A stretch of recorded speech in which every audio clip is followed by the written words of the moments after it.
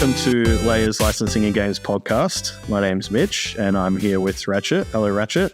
Hey, Mitch. How you doing? Doing well. It's been a while since we've done one of these, so changing it up today. We're joined by Dani Tran, who is a senior associate at Konvoy Ventures. Konvoy is a VC firm that focuses on investment in the platforms, tech, and infrastructure at the frontier of gaming. So Dani and the team at Konvoy wrote a really interesting article recently about anime IP and gaming and how it's underutilized. And we love anime, we love IP, we love gaming. So we invited Dani on to speak with us about it. Thanks for joining us, Dani. Yeah, thank you for having me. So most of our publishers and most of the developers we work with on Layer are probably familiar with Konvoy and what you guys do, but perhaps for some of the licensors that we work with, some of the IP owners and brands, they may not be familiar with Konvoy and what you do. So could you just start with just a bit of an intro into the firm? Yeah, sure. So we're like you said, Mitch, we're an early stage VC that focuses on the tech platforms and infrastructure for the gaming industry. But unlike some of the other groups that focus on gaming, we don't invest in studios at all. We really only focus on that tech platforms and infrastructure side of our business. And I think the best way to think about it is that we invest in the future and the future digital social square, as well as where we believe that game tech and game design can affect be the most impactful future. Cool. And Dani, what about your role within Konvoy? What do you focus your time on, and what was your background before Konvoy? Yeah. So prior to joining Konvoy, I was on the corporate strategy and M&A team at Activision Blizzard. And then before that, I was a management consultant at McKinsey. But I've been at Konvoy for 3 years now. And so I'm on the investment team. So I do everything from initial sourcing and diligence all the way through post-investment support. And that's usually on the strategy side. And I usually do that as a board observer. Okay, cool. No, awesome. That's very helpful. And I'm curious, obviously, Mitch mentioned the anime IP article that you put out in the last couple of weeks. We read it a lot in the team, and it's picked up across the industry a little bit. What made you write the piece? What got your interest going in this space? Was that you? Was it the team? Was there a trend that you saw? Why'd you do it? No, it was primarily for me. And so I've been playing games for a really long time. I've been playing since I was 5 years old. And so my first game was Pokemon Yellow. I've owned every single Pokemon game ever since. So obviously a huge fan of that IP. But I also have two brothers, and games have been the way that I've stayed connected with them as well. And our first game was MapleStory. And so I think when you grow up in that world, in the world of games, I think it's pretty common to be introduced to anime and those worlds and that lore that exists. And for the answer, why now? I think it had a lot to do with the trends that we're seeing with IP being introduced to games, but more specifically UGC platforms. And I think while this has happened in games more broadly, with premium titles and things like that, the UGC platform element specifically means that these games are coming out faster and better than ever before. And I think the recent announcement with Disney and Epic was catalyzed this as well. And I think being an anime fan and someone that has seen the growth of anime over the last few years, I think it just makes sense that anime should be next. Yeah. What do you think's, the driver behind anime? I think you mentioned there's 600 or 700 million anime fans. Growth rate is 4 times faster than the number of gamers in the world. Whilst obviously that's a larger number in total, for there to be 600 million anime fans, it's clear that it's, not just, Japanese market anymore. It's obviously worldwide. Why is it growing? Is there something catalyzing the trend and the adoption and the fan base around anime? Yeah, it's really interesting because a majority of the growth is actually coming outside of Japan. And I think it really comes down to 3 things. I think it's accessibility, I think it's fandom and connectivity, and then culture. And so on the accessibility front, and so I think this is something that's been in the works for a while. Crunchyroll has been around for 2 decades now, and they've been working on making anime more accessible to people outside of Japan. And it's still primarily a free platform. So that growth has only continued to just compound over time. On the social side, I think it's so much easier to find and connect with people that share the same interests as you. I think being an anime fan isn't isolating anymore. Just like being a gamer isn't playing alone in your basement anymore. And so I grew up with platforms like Tumblr and fan fiction platforms and that kind of thing. But now even mainstream social platforms like TikTok, Twitter, Discord, all of these are places to find other anime fans. And I think I think whether you like it or not, I think anime is just mainstream now. Top grossing film in 2020 was Demon Slayer. And I think just like there was a massive shift in the 2010s for gaming, I think it's just a lot less stigmatized to be an anime fan. I think there are cool people from traditionally cool industries that are publicly massive anime fans. Like Megan Thee Stallion, like just hosted Crunchyroll's awards. And then like basketball players and football players, like everyone is like very publicly saying that anime is a huge part of the way that they consume. Yeah. Yeah, I think that's really interesting. It kind of reminds me of how 20 or 30 years ago, I think what I imagine people thought of games as, right? It used to be this kind of like fringe entertainment. And now, it's kind of everyone's kind of into it. Half the world is playing games regularly. Now with anime, I think like we read a report by Dentsu that found in Gen Z in the US, I think it's like 44% of Americans in the 18 to 24 range preferred watching anime over the big three kind of popular US sports. I mean, that's a pretty big change over the last couple of decades. Like, what do you think that means for anime and its broader use, and kind of like how it becomes, more than what it is in kind of society or culture? Like, do you have any thoughts there? Yeah, I mean, I think you said it right there. I think like anime is just going to continue to be a part of like the culture, and not just being like, anime in kind of its own little bubble, right? But it's going to affect the games that we play, the sports that we watch, the other types of shows that we watch. And I think it's just going to continue to be just a part of like art, like the way that we consume media. Wanted to segue into some of the numbers about the market for anime, right? Like how anime is being consumed. And I think you had some really good numbers in the article that, from Netflix and some of the stuff from Crunchyroll that kind of talk about the size of that market now and how it's being consumed in the US. So could you give us a bit of an overview there? Yeah. So the market overall is about 31 billion, with around 600 million anime fans globally. And these numbers are excluding China. I think when looking at the US specifically, about 1 in every 5 people watch anime. So based on the US population, this is probably going to be between 60 and 70 million people. Mm-hmm. But I know that I know that you mentioned the Dentsu report, but the AJA, which is the Association of Japanese Animation, is actually publishing their 2023 report on the anime industry just at the end of the month here. That's cool. I guess overall we're talking about anime and gaming here. Obviously, there's the growth of gaming happening. There's a growth of anime happening here. Why do you think they're a natural fit? Is there something about the audience, or kind of the crossover, kind of the Venn diagram of the two that in particular stands out for you? Yeah. I mean, there's a few things. I think the first one is definitely the compatibility with games. I think the number one genre in anime is just like that action and adventure bucket. And I think that translates really well to just like the interactive nature of games. I think second, I think the themes that people like about anime are also the themes that people like about about games. And so I think both anime fans and gamers like to be able to immerse themselves into like these fantastical worlds, and then like the rich lore that is typically built in each. I think the last one is definitely the audience overlap. And so I think the 21% of gamers watch anime, like just in any typical week. And then 60% of anime fans classify themselves as gamers. And I was actually at a South by Southwest earlier this week, and there was a panel being done by GameFam, which is a Konvoy portfolio company, but they're also a UGC publisher. And then the other panelist was the EVP of emerging business at Crunchyroll.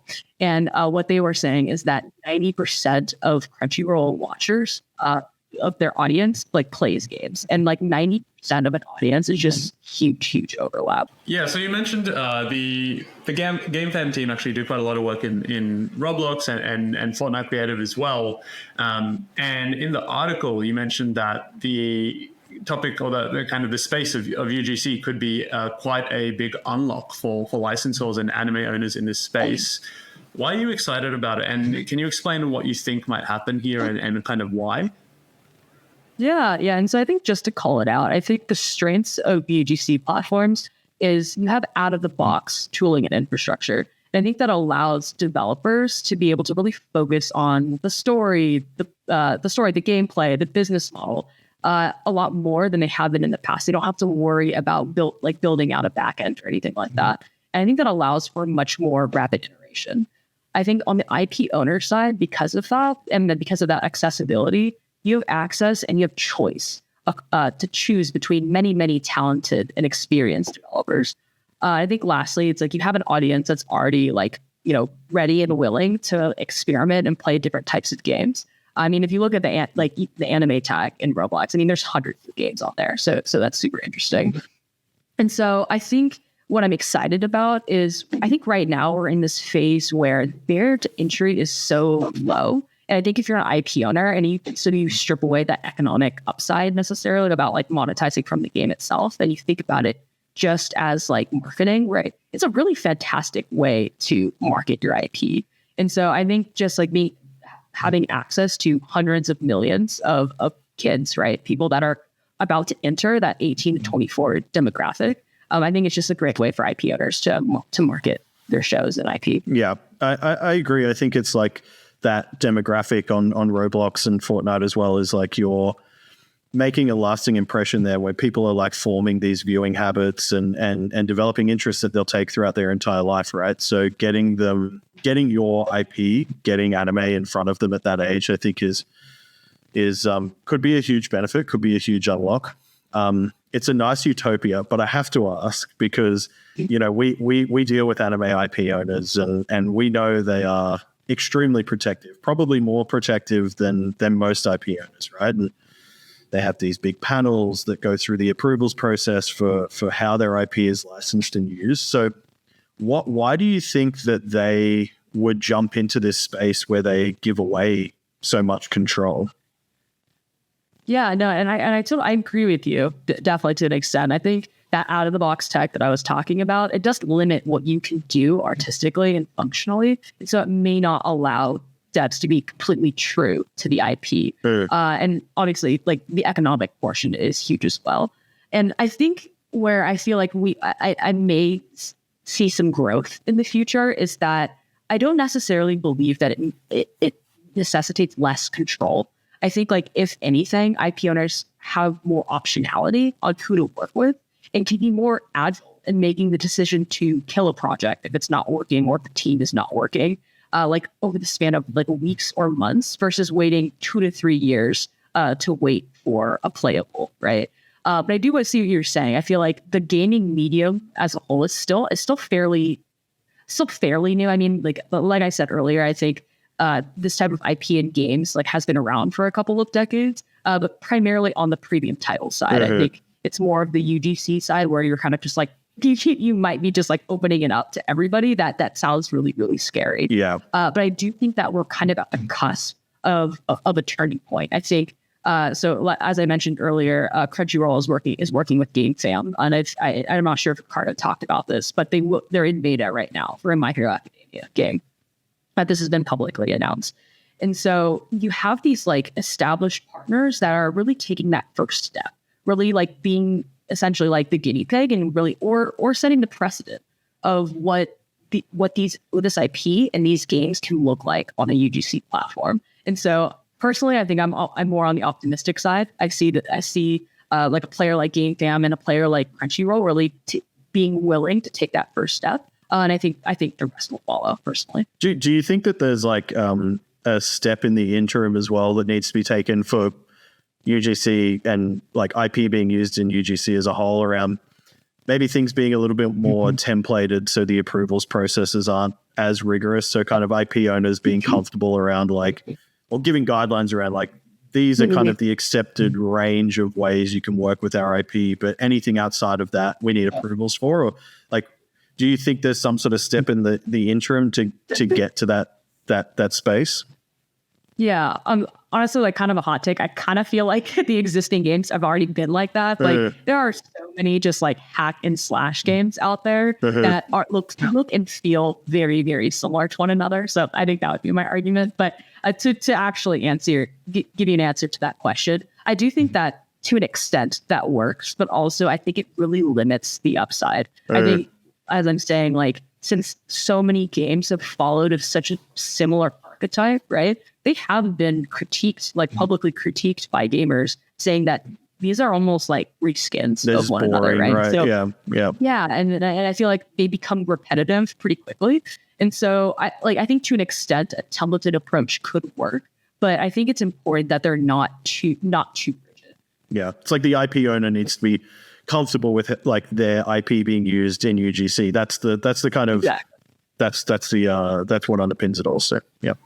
And I think with someone like GameFam, right? Like it's also like I think UGC as a catch-all term is one thing, but there's like UGC and UGC. Like GameFam's like a top 10, top 20 kind of like Roblox studio. Like I think even there, like the IP owner has a level of quality that they expect and can get from the build and kind of the investment and the team that's building there, right? I think maybe this is the way that we start to see it. You know, of course, they get that experience, then they see how the UGC community within that, with the players actually like interact. And then maybe that's the step that actually lets them kind of lower the bar over time. They can start to work with more and more developers and end studios that aren't, you know, necessarily as big as something like a GameFam. And I think you have, so I think we're talking about like this official path too, like to your point. I do think that there has been something happening on Roblox that hasn't happening in tandem. And so, like I said, if you search the anime tag on Roblox, there are hundreds of games that are on there. And so, to your point, like, I think that's how you figure out what you don't want is like you already have this test tube that has like this petri dish that has been like going on the Roblox platform till now. And they can like look at these top games and say, hey, like this was generally okay. This is something that we're seeing across a lot of games. And this is something that we've seen pop up that's definitely not okay. So like, let's definitely not do that. And so these things aren't necessarily happening in a vacuum. It's not just GameFam that's building these official experiences right now. There are so many unlicensed games on Roblox right now. And I think that can be turned into a benefit, right? And like at this time, you can use that as a filter to determine what you do and don't want. Yeah, that's a good point. It's a really good point. Do you think in that you know, in the unlicensed space, you know, you don't have to have a take here, but do you think it's better for them as IP owners to just let, you know, small creators slide, like similar to in the way that like cosplay exists and sometimes there's unlicensed merch kind of being sold in markets, you know, that are questionable?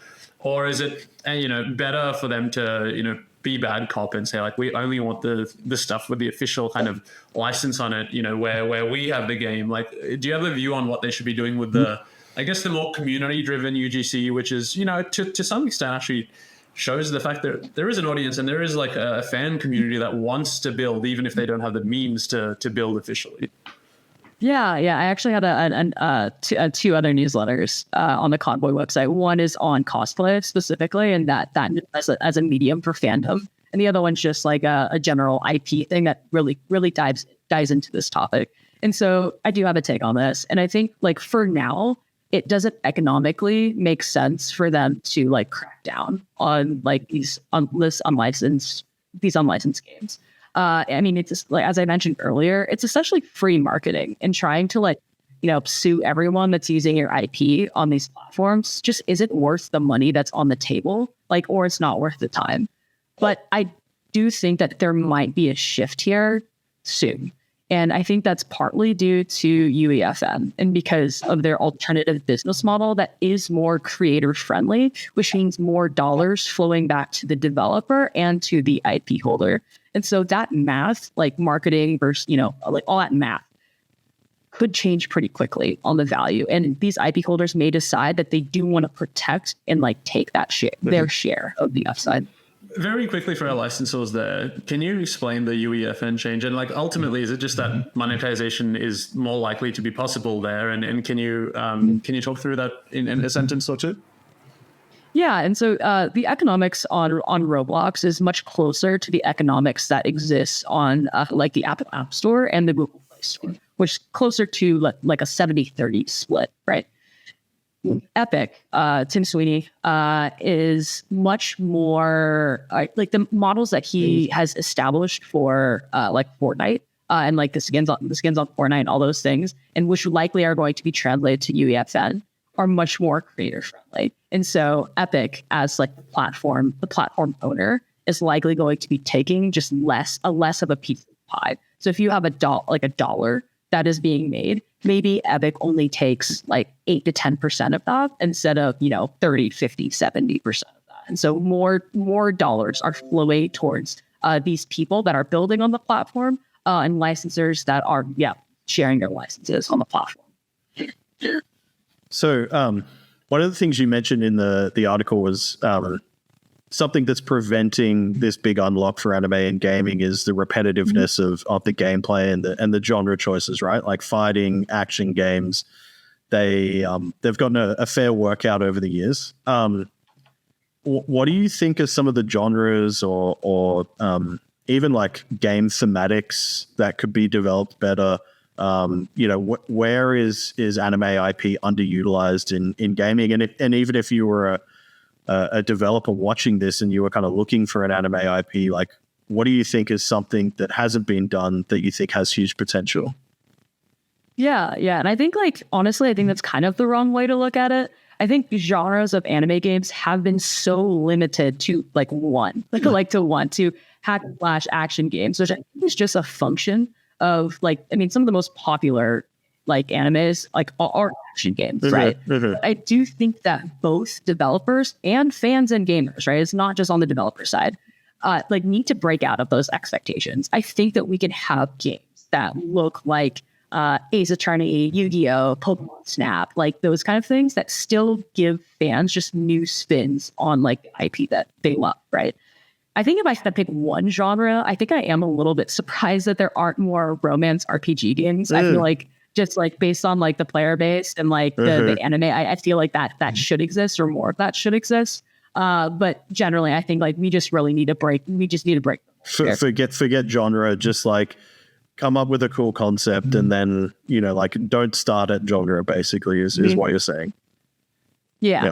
But I can't wait to see I also mean on the fan side too. I think just to give you an example, I think Spy Family announced that they were going to do a game that's kind of more similar to Pokemon Snap. That's kind of what I determined from the news article that I read.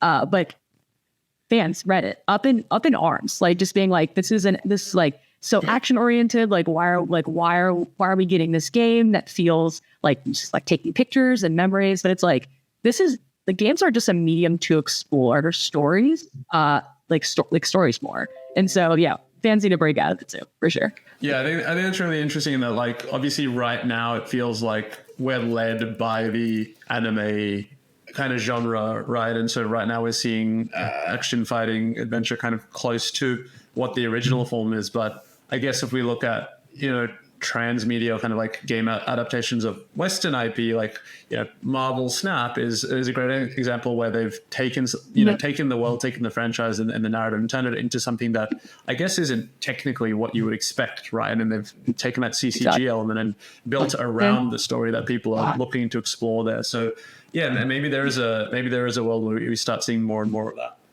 Cool.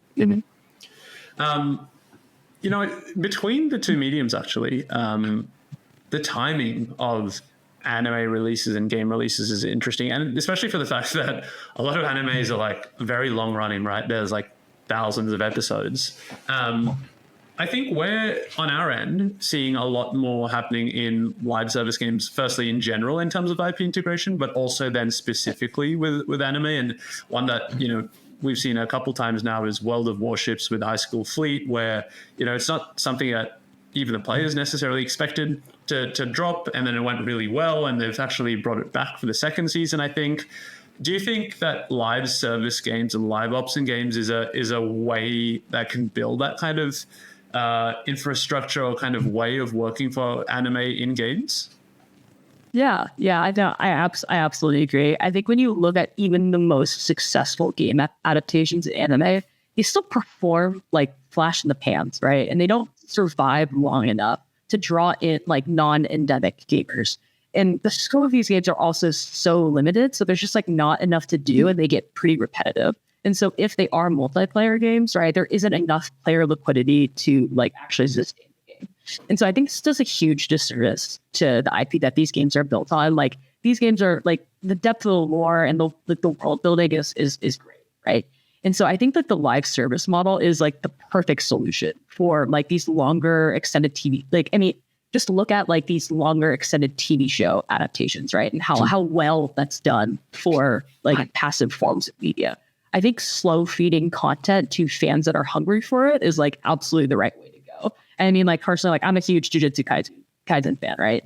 There was a huge like block of time that was between the seasons, and I have to go watch something else while I'm waiting for that season to drop, right? I would love to be able to continue to like engage with that IP outside of just like rewatching the same episodes over and over. It's kind of interesting. We often hear that people want to launch a collab or a in-game event around the season, but maybe like more off-season collabs make a lot of sense to keep players interested in the IP through that break, so they don't fall in love with another anime instead. And to your point around genre as well, it's kind of when you start integrating anime IP into all these like non-fighting and action games, it's also a way of starting to break out of that mold, I think, which is really interesting. Sorry, Ratchet, you were going to ask something. Quick follow-up on the live service thing, actually. Do you think that is something we'll see come over to platforms like Roblox? Like right now, I think a lot of the experiences around animes are generally like a whole world, right? Or a whole experience around the anime. But then obviously what we've seen in mobile and elsewhere, it's, the game exists, it's monetizing, there's a player base that's kind of there doing their thing already, and then the anime or the IP comes in. Do you think that's the model that is likely to win in Roblox, and we'll have some persistent experiences like something like Strongman Simulator where there's already people playing and then they drop into that? Or do you think there's a reason why that can't happen or is less likely to happen? Yeah, I think it's more likely to happen in Roblox, and I think like just because of the ways of interacting on a platform like Roblox looks more similar to what like an MMORPG looks like, right? You take advantage of the player liquidity as a strength, right? Not why like these worlds are more successful on a platform like Roblox than mobile, right? Like for example, like I play Clash of Clans, and I've been playing Clash of Clans for like over a decade at this point, but I can't see who's online. I can't see who's online. I really can only focus on my home village, right? But when I was playing RuneScape or when I was playing MapleStory, right, it's like you drop into like this, this town or the lobby for a raid boss, and you see tons of other people, right? I think that and overlaying that with a live service model where you're continuously slow feeding content and like quests and new skins and all of that. It's like you're feeding into the strengths, and so I do think that it works on Roblox more than typical mobile. Yeah, I think I think the way that IPs can work in the MMO type of world, I think is also just, it's almost like tactile when there's something like exciting happening. Like I remember playing a lot of RuneScape, and like when there was like a Christmas event or like one of the top ranked players was around, it was just wild, right? It was like the servers and the worlds would get like laggy, and like it would for some reason be more fun because everyone's like participating in this thing that is just going wrong, but it's because there's something happening at once. And so I think you've got this opportunity, like you say, with the player liquidity that you have in these like worlds where you can tap into like the collective buy-in to the experience rather than just kind of something that's happening in isolation. So no, that's really cool. Mindful of time, a couple of closing questions. Personally on your end, are there any anime IPs that you'd love to see in games or that you think are particularly underutilized if they're kind of big or popular or have massive fan bases elsewhere? Yeah. And so kind of speaking to genres that I guess are a little underutilized in games, I think just like sports anime as a whole, pretty underutilized. I loved Blue Lock. Like I am edge of my seat every episode, love Blue Lock. So, I mean, that one's up there for me. Classroom of the Elite has been one that I've watched lately. And I think this is not technically an anime, like you stay true to the true definition. But I think most hardcore Avatar fans have been waiting for a adaptation in live action, whenever, for like way too long. I won't drop a spicy take on the show yet, but I think Avatar is obviously like just such an incredible IP, and I think it deserves like something that like some form of content that can really stay true to the original writer's vision. Yeah, I think we've seen quite a bit of demand for Avatar, Airbender Avatar on our end quite a bit as well. So I think that's I feel like that one's more likely to happen sooner than not, right? Like it just seems like a safe bet, and one that like the audience is calling out or crying out for. So no, super cool. New movie next year, so I think that on that. maybe there's something coming sooner than we think. Last question. What do you think, with anime becoming such a big part of pop culture now, or becoming a bigger part of pop culture, what do you think about the opportunity for gaming IPs to go the other way into becoming animes, particularly where they're very like thematically similar, or like the art style is similar, things like Genshin or Epic 7, for example? Oh yeah, absolutely. I think like just look at like The Last of Us, look at The Witcher, or I guess like even more similarly, I guess like Arcane, I think would probably be. And so I think we're like in this era of entertainment now where I don't think that IP owners should think that each new medium is just an outlet for a subset of existing fans. I think like this transmedia approach like can be expansive. And I think this especially applies to it applies to games that are as popular as these ones. Especially when there's such big worlds and so many characters. Right. Yeah. There's so much content to exploit. So absolutely, 100% agree. Thank you so much for joining us, Dani. That was really really fun. Really great to get your takes. Nothing too spicy, and really appreciate you coming up. Thanks, Dani. Yeah, appreciate thanks it. Awesome. Cheers. Thanks for watching the Licensing and Games video series. For more content like this, subscribe to our channel or check us out at layerlicensing.com.